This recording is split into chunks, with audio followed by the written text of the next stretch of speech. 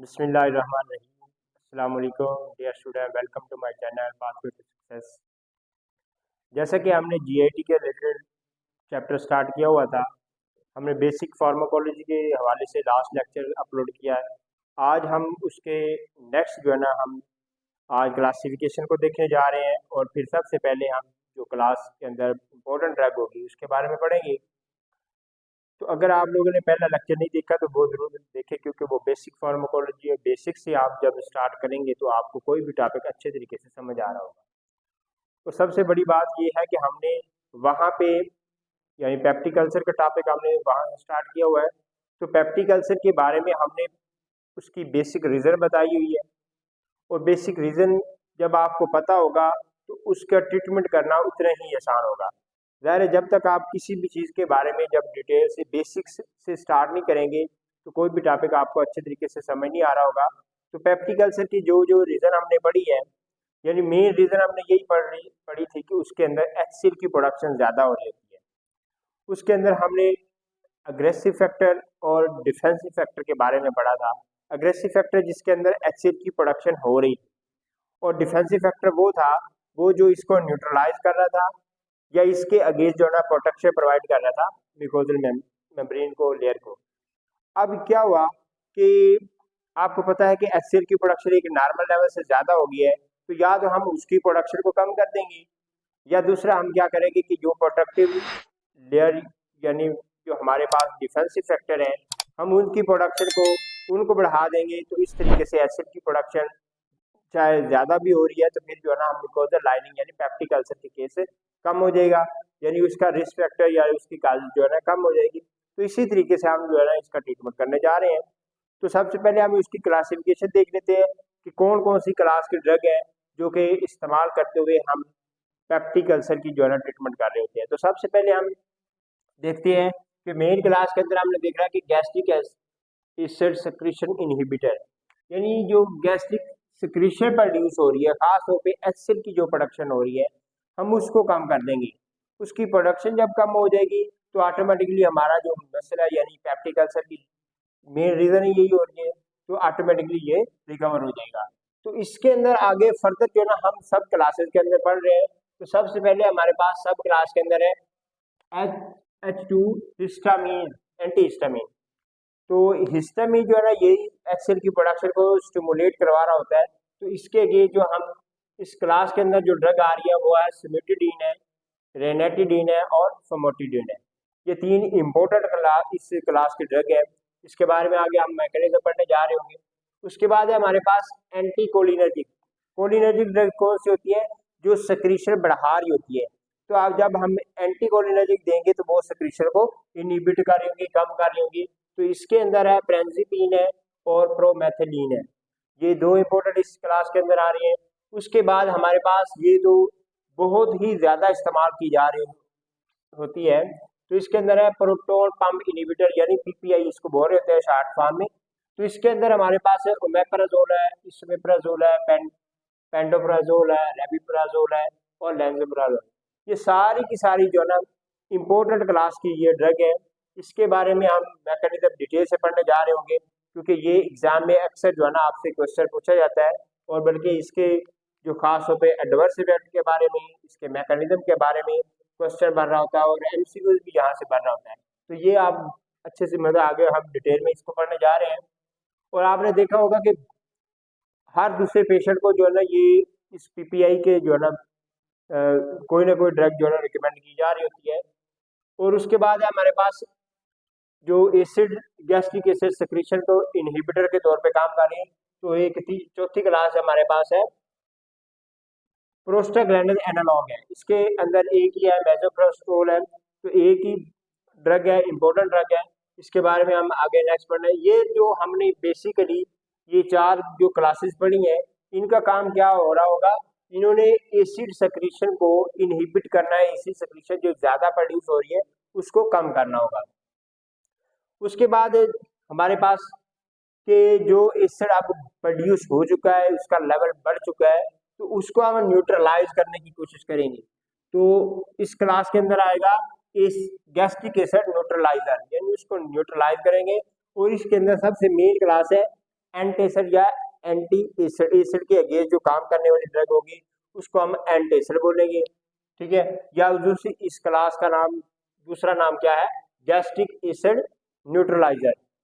अच्छा, उसके बाद सबसे पहले तो हमारे पास सब कैटेगरी के अंदर है सिस्टमेटिकली और नॉन सिस्टमेटिकली। तो दो सब के इसकी डिवीजन है हमारे पास। तो सिस्टमेटिकली जो इस्तेमाल हो रही है उसके अंदर है सोडियम बाइकार्बोनेट और उसके बाद सोडियम साइट्रेट है। तो ये आपको पता है जब एसिड और बेस दोनों का रिएक्शन हो रहा होता है तो वो न्यूट्रलाइजेशन का यानी प्रोसेस हो रहा होता है न्यूट्रलाइज, इसलिए हम उसको न्यूट्रलाइजर भी बोल रहे हैं कि वो एसिड को न्यूट्रलाइज कर देंगे। जब वो न्यूट्रलाइज होगी तो उसकी जो ओवर प्रोडक्शन थी या एक नॉर्मल लेवल से ज़्यादा उसका लेवल हो चुका था वो नॉर्मल की तरफ आना शुरू हो जाएगा, तो इस तरीके से रिकवरी हो जाएगी। नॉन सिस्टमेटिकली के अंदर है मैग्नीशियम हाइड्रोक्साइड है, मैग्नीशियम ट्राइसिलिकेट है और एल्युमिनियम हाइड्रोक्साइड है। ये भी हमारे पास जो है ना ये एसिड सेक्रेशन जो हो रही है, गैस्ट्रिक एसिड सेक्रेशन है, उसको न्यूट्रलाइज करने के लिए इस्तेमाल कर रहे होते हैं। और उसके बाद तीसरी मेन क्लास हमारे पास है अल्सर प्रोटेक्टिव, यानी जो म्यूकोजल लाइनिंग के अगेंस्ट यानी उसको जो ना प्रोटेक्शन प्रोवाइड कर रही होगी। उसके अंदर सल्फेट है, कोलाइडल सोल्यूशन है, कोलाइडल जिसमें साल्ट वगैरह है और सब साइट्रेट वगैरह है। तो ये क्या कर रही होगी, एज ए प्रोटेक्टिव एजेंट के तौर पे भी काम कर रही होगी, या इसका एक और नाम भी है जो हमारे पास है साइटो प्रोटेक्टिव कंपाउंड भी इसको बोलते हैं। साइटो में होता है सेल, जो सेल की जो है प्रोटेक्शन प्रोवाइड कर रहा होगा। तो ये आपने आगे मतलब सारी की सारी क्लासेस पढ़नी है। उसके बाद लास्ट हमारे पास है एंटी पाइलोरिक ड्रग्स, जो बैक्टीरिया जो एच पाइलोरी है उसके अगेंस्ट हमारे पास जो इस्तेमाल की जाने वाली ड्रग्स होगी उसके अंदर हम एंटीबायोटिक इस्तेमाल करेंगे उस बैक्टीरिया के अगेंस्ट। उसके अंदर हमारे पास है अमोक्सिसिलिन है, क्लिथ्रोमाइसिन है, मेट्रोनिडाजोल है और टेनिडाजोल है और टेट्रासाइक्लिन है। तो ये चंद एक जो है ना इम्पोर्टेंट एंटीबायोटिक की क्लास की हमने ड्रग हमने देखी है।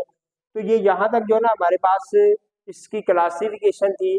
हमने जो है ना मेन क्लास का नाम पढ़ा है, उसके अंदर सब डिवीजन देखी है।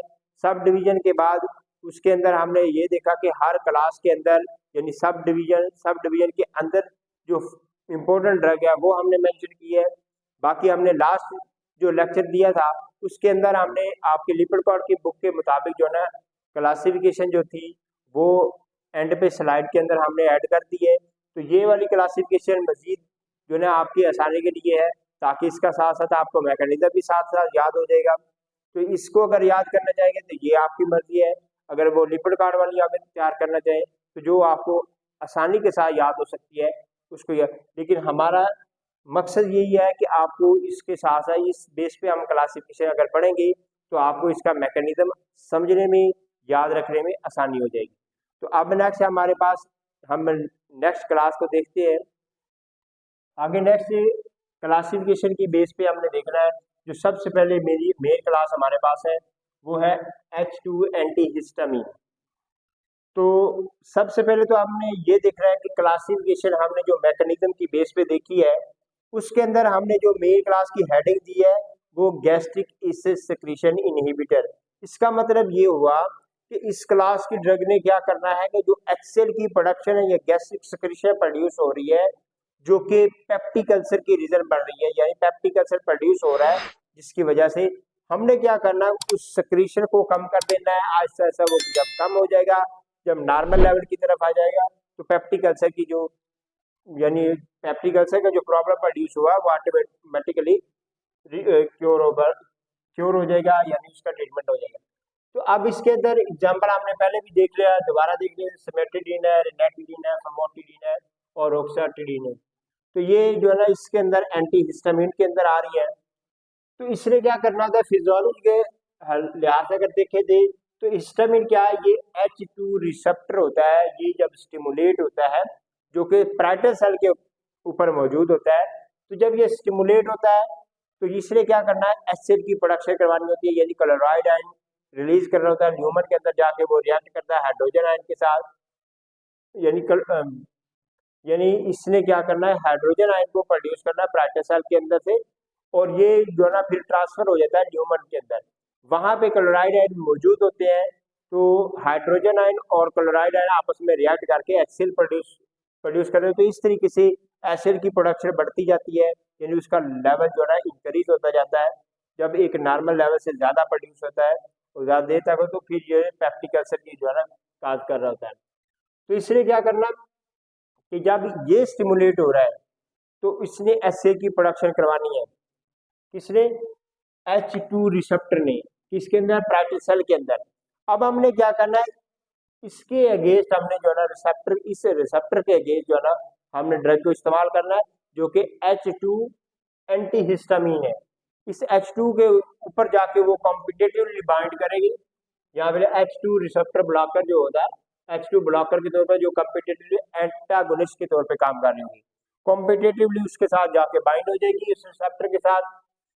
जब रिसेप्टर के साथ जब बाइंड हो जाएगी, तो इसने क्या करना है कि जो सिक्रीशन का वॉल्यूम है वो ऐसे से कम होना शुरू हो जाएगा। और जब ये सिक्रीशन का वॉल्यूम कम हो जाएगा, उसके साथ साथ एसिडिटी यानी HCl की प्रोडक्शन ऑटोमेटिकली कम हो जाएगी। तो जब ये कम हो जाएगी, तो हमारा मकसद यही था कि हम HCl की जो ओवर प्रोडक्शन हो चुकी थी उसको नॉर्मल की तरफ यानी कम करना है। उसके बाद के फूड जो होती है ये इंड्यूस करवा रही होती है, एसिड सेक्रेशन को बढ़ा रही होती है। ठीक है, तो इसके लिए हमने इसलिए जो है ज्यादातर ये ड्रग जब भी इस्तेमाल की जा रही होती है, हम उसको एम्प्टी स्टोमक के अंदर हम इसको इस्तेमाल करवा रहे होते हैं, क्योंकि ये जो है ना फूड कोई भी है उसको इंड्यूस करवा रही होती है, इसकी सिक्रीशन को बढ़ा रही होती है। हमने फिलहाल जो है ना क्या करना है, यहाँ पे इसकी सिक्रीशन को कम करना है। उसके बाद इनहिबिशन इज डोज डिपेंडेंट होता है, यानी जितनी डोज हम ज्यादा देते जाएंगे उसकी इनहिबिशन उतनी ज्यादा जो है ना होती जाएगी, यानी इनहिबिट हो जाए, HCl की प्रोडक्शन कम होती जाएगी। सिंगल डोज का 60 to 70% जो है ना ये गैस्ट्रिक सेक्रेशन को कम कर रही होती है इन फर्स्ट 12 आवर के अंदर। तो आप इस रेशो को देख सकते हैं, इसी बेस पे हम जो है ना उसकी डोज को बढ़ा सकते हैं और इसी बेस पे हम इसकी सेक्रेशन को कम कर रहे होते हैं। दे आल्सो, अच्छा, HCl की प्रोडक्शन ओवरऑल कम होने के साथ साथ इसने क्या करना है, ये decrease the gastric induce HCl release और डिक्रीज द पेप्सिन रिलीज। ये दोनों जो है ना इस तरीके से यानी ओवरऑल क्या हुआ, गैस्ट्रिक सेक्रेशन को कम कर रही होती है। और ये यहाँ तक जो है ना इसका बेसिकली यानी सिंपल सा मैकेनिज्म था कि किस तरीके से ये ड्रग जो H2 एंटीहिस्टामिन के तौर पे जो काम कर रही होती है, ये किस तरीके से किस रिसेप्टर के ऊपर जाके बाइंड होने के बाद, और फिर जब वो बाइंड उसके ऊपर बाइंड हो जाता है यानी इसको ब्लॉक कर दिया जाता है, तो फर्दर जो है ना किस तरीके से अपना एक्शन शो कर रही होती है। तो ये आपने देख लिया है। उसके बाद हमारे पास यूजेज इसकी बात करें कि ये ड्रग्स किस किस केस के अंदर हम यूज कर सकते हैं। पेप्टिक अल्सर के अंदर हम इसको इस्तेमाल करते हैं, गैस्ट्राइटिस के अंदर, स्ट्रेस इंड्यूस अल्सर के अंदर, प्री एनेस्थेटिक ड्रग के तौर पे काम कर रहे होते हैं। उसके बाद ज़ूलॉजिकल इल्यूजन सिंड्रोम के अंदर हम इसको इस्तेमाल कर रहे होते हैं। तो ये चंद एक स्पेसिफिक डिजीज है, कंडीशन है जिसके अंदर हम इसको इस्तेमाल कर रहे होते हैं। अब इसके एडवर्स इफेक्ट हम देख लेते हैं कि अगर हम लॉन्ग टर्म के लिए अगर इस्तेमाल करवा रहे हैं तो कौन कौन से ड्रग इसके एडवर्स इफेक्ट देखने को मिल रहे होते हैं। तो सबसे पहले तो ये वेल टॉलरेटेड होते हैं एक्सेप्ट सेमेटिडीन के अलावा। बाकी जो तमाम की तमाम है जो वो ना डायरिया ज़्यादातर काज कर देती है। और इसके बाद डिजीनेस है, मसल पेन प्रोड्यूस हो सकती है, हेडेक हो सकती है। और ये सबसे इम्पोर्टेंट इसका जो है ना एडवर्स इफेक्ट है कि मे क्रॉस द प्लेसेंटा मिल्क वगैरह। तो हम प्रेगनेंसी की कंडीशन में या ब्रेस्ट फीडिंग बेबी की मदर को हम इस फार्म में यानी नहीं दे सकते, क्योंकि ये जो है ना आगे फिटस के अंदर या बेबी को जो है ना इसके एडवर्स इफेक्ट देखने को मिल सकते हैं उसके अंदर भी। तो इसलिए इस स्पेसिफिक कंडीशन के अंदर हम इसको इस्तेमाल नहीं कर रहे होते। तो ये यहाँ तक आज हमारा जो पहली क्लास को हमने देख लिया है।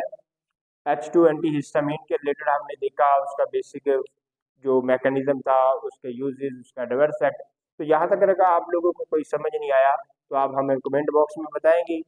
और नेक्स्ट लेक्चर के अंदर हम जो रिमेनिंग क्लास है कोशिश करेंगे इस चैप्टर को जल्दी से जल्दी क्लोज करें ताकि क्योंकि हमारा सिलेबस काफ़ी रह रहा है, तो हम इसको जल्दी से जल्दी कोशिश करेंगे कि क्लोज़ हो जाए।